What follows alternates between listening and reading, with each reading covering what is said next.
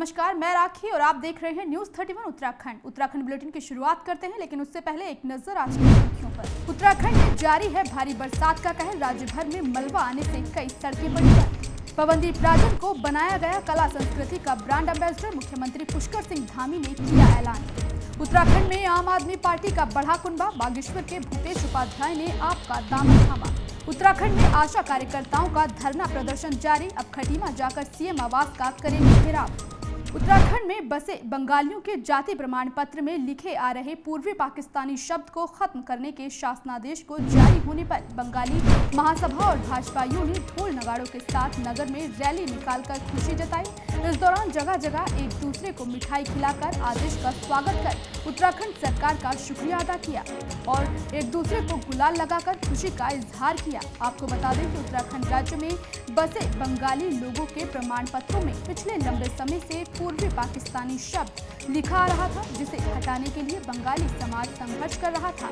वहीं सीएम पुष्कर सिंह धामी ने इस शब्द को हटाने के लिए कैबिनेट में प्रस्ताव पारित किया और बीते दिन शासनादेश भी जारी कर दिया गया, जिसके बाद अब लोगों में खुशी का माहौल है। आज हमारे माथे पे एक बंगाली समाज पे एक बहुत बड़ा कलंक था।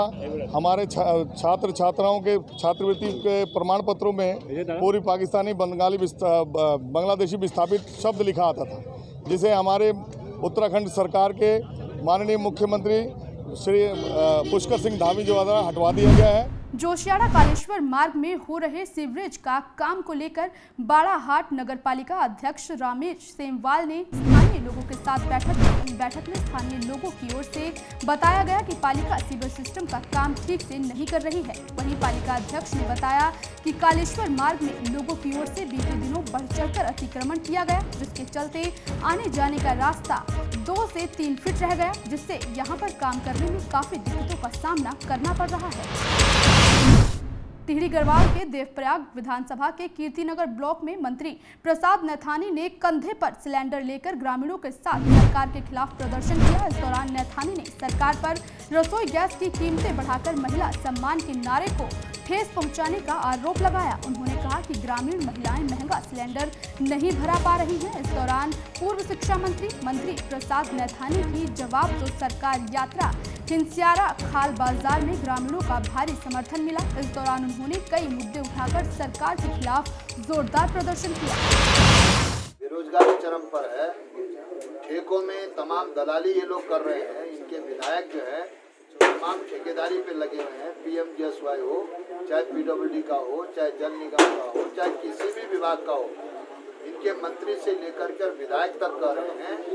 ये तमाम भाजपा के लोग जो हैं वो उन्हीं के लोगों को काम दिया जाए। जिस तरह से आज माननीय मंत्री प्रसाद नैथानी जी के नेतृत्व में एक जनसैलाब उमड़ रहा है, जगह जगह पे जो स्वागत किया जा रहा है, उनका भव्य स्वागत ढोल दमाओं से, उससे लगता है कि इस समय देवप्रयाग विधानसभा का जो 2022 का चुनाव है उनका एक तरफा चुनाव है और निश्चित तौर पे 2022 में वो इस क्षेत्र से चुनाव जीतेंगे। बहुत ही महंगाई हुई है, सिलेंडर देखो 450 900 में मिलने और कंट्रोल में चीनी है, बीपीएल लोग चीनी बिना गरीब लोग और झुम्मर तेल कभी लाइट चल जाता है, अंदर मरवाना हमारे बच्चा कभी झुम्मर तेल कुछ नहीं। डोईवाला में आज शहीद मेजर दुर्गा मल के 77वें बलिदान दिवस पर गोरखा समाज के साथ ही स्थानीय जनप्रतिनिधियों ने उन्हें श्रद्धांजलि दी। इस दौरान कोरोना के कारण सरकारी गाइडलाइन के मुताबिक शहीदी दिवस को सादगी से मनाया गया। वहीं नगर पालिका प्रांगण में उनकी मूर्ति पर माला चढ़ाकर उन्हें याद किया गया। इस दौरान गोरखा समाज से जुड़े तमाम लोगों ने कहा कि मेजर ने युवाओं को आजाद हिंद फौज में शामिल करने में बड़ा योगदान दिया। उन्होंने कहा कि देश उनकी शहादत को कभी नहीं भूल सकता। एक सौभाग्य कहूँगा कि ऐसे सपूत का यहाँ हमारे क्षेत्र में यहाँ जन्म हुआ है, जिन्हों सुभाष चंद्र बोस की टीम के एक मेजर रहे और आज उन्हें निश्चित रूप से याद किया जाता है। उनके योगदान को कभी भुलाया नहीं जाएगा और तमाम हर देश का हर नागरिक उनका ऋणी है। बलिदान दिवस है और बड़े हम सौभाग्यशाली समझते हैं अपने आप को कि हम लोग जो है डोईवाला में रहते हैं। डोईवाला की पावन भूमि ने ऐसा वीर पुत्र दिया शहीद दुर्गामल के रूप में।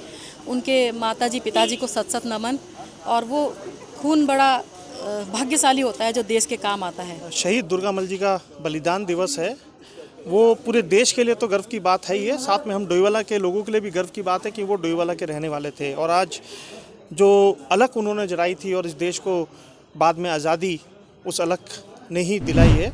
ऊधम सिंह नगर के किछा में युवाओं की टीम ने रक्तदान शिविर का आयोजन किया। इस दौरान रक्तदान शिविर में युवाओं ने बढ़ चढ़कर हिस्सा लेते हुए स्वेच्छा से रक्तदान किया। वहीं शिविर आयोजक सामाजिक कार्यकर्ता अकरम खान ने कहा कि कोरोना काल के दौरान खून की कमी के चलते सैकड़ों लोगों को अपनी जान गंवानी पड़ी है। वहीं दूसरी तरफ सरकार ने कोरोना की तीसरी लहर का भी अंदेशा जताया है, जिसके चलते युवाओं ने कहा कि जरूरतमंद लोगों के लिए रक्तदान कर उनकी जान बचाना ही उनका उद्देश्य है। वहीं कार्यक्रम के दौरान रक्तदान करने वाले युवाओं को आयोजकों ने स्मृति चिन्ह और प्रमाण पत्र देकर सम्मानित किया। हम लोग लगभग 2 साल से ये काम कर रहे हैं ब्लड डोनेशन के। उसमें हम लोगों को मोटिवेट करते हैं, लोगों को जागरूक करते हैं ब्लड डोनेट के लिए।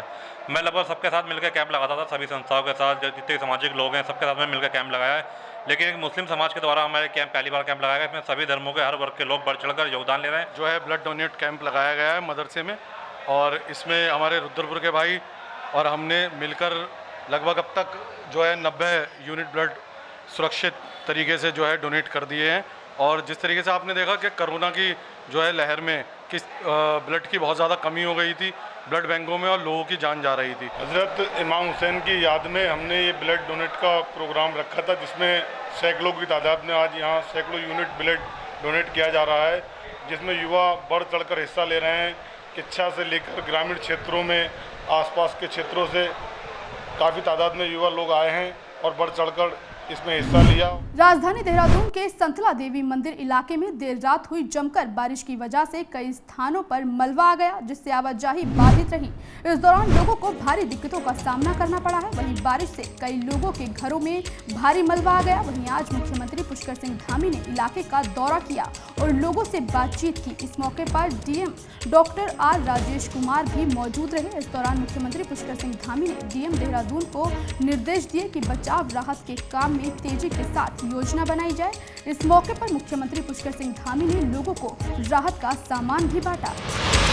देखिए, ये चूँकि इसकी एक योजना बननी है, वन विभाग के कारण से इस योजना में कुछ विलम्ब हुआ है। हमने कहा है कि आगे से जो है इस प्रकार की जो ऊपर का काफ़ी पानी तेज़ी से आता है, इसलिए इसकी एक जो है दीर्घकालिक योजना बनाई जाए। उसके लिए मैंने डीएम को बता दिया, वो योजना बनाएंगे बचाव राहत के लिए भी। हाँ, बचाव राहत के लिए। और इसी के साथ उत्तराखंड बुलेटिन में आज के लिए बस इतना ही। बाकी की खबरों को देखने के लिए आप बने रहिए न्यूज़ 31 उत्तराखंड के साथ। नमस्कार।